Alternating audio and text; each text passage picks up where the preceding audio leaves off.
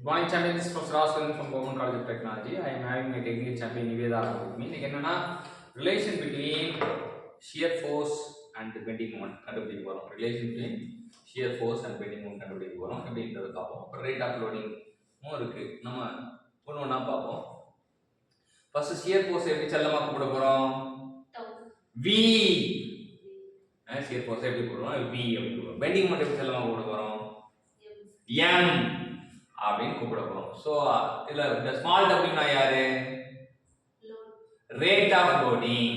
Small டபிள்யூனா rate of loading. So ஒரு beam இருக்கு. என்ன பீம் இருக்கு நம்ம கைக்கு முன்னாடி?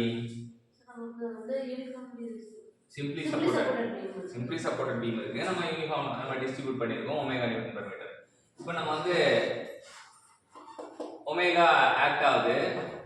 ஸோ நீங்க பாத்தீங்கன்னா இது v plus dv இங்க v வந்து இங்க இந்த பக்கம் v வந்து v ஒரு பக்கமும் v plus dv ஒரு பக்கமும் வரும். ஸோ தூரம் வந்து dx. நமக்கு என்ன பண்றாங்கன்னா மூமெண்ட் கண்டுபிடிக்கிறாங்க. மூமெண்ட் கண்டுபிடிக்கிறது m ஃபர்ஸ்ட், இன்னொரு பக்கம் வந்து m plus dm. Moment act ஆகுதுன்னா ஒரு பக்கம் m ஆக்ட் ஆச்சுன்னா m plus dm. So m minus of m plus dm. ஆமா m not equal to m minus m plus dm போடுறோம். அப்ப shear force into distance போட்டா அதுவும் மூமெண்ட் தான் v omega v into dx. இந்த இதுக்கு பாத்தீங்கன்னா ஒமேகா into dx போடுவாங்க. அது கரெக்ட்டா வந்து பாதி தூரத்துக்கு dx by 2 தான் மூமெண்டா மாறும். சோ இங்க போடுறது எல்லாமே மூமெண்ட் தான். ஃபர்ஸ்ட் வந்து ஒரு மூமெண்ட் m, இன்னொரு மூமெண்ட் ஆப்போசிட் டைரக்ஷன்ல ஆக்ட் ஆகும். அது m minus m plus dm.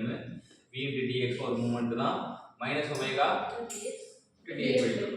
So அடிச்ச பிறகு dm மட்டும் இந்த பக்கம் இருப்பா minus dm, அந்த பக்கம் கொண்டு போனா plus dm ஆயிடும். v dx minus of 1/2 into omega into dx.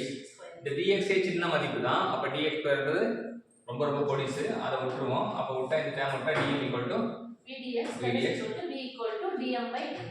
இதான் ப்ரூஃப். அதாவது என்ன சொல்றாங்கன்னா prove that the rate of change of bending moment is equal to the shear force. இப்ப v equal to dm by dx தான் இருக்கு. So v னா என்ன அப்படினா v னா shear force, dm by dx னா rate of change of bending moment with respect to distance. அது எப்படி வந்து சொல்லிட்டு இந்த ரிலேஷன் பார்த்தோம். சோ இன்னைக்கு என்னன்னா shear force க்கும் bending moment க்கும் ரிலேஷன் தெரிஞ்சுக்கிட்டோம். கத்து கொடுத்தாரு நிவேதாக்கு.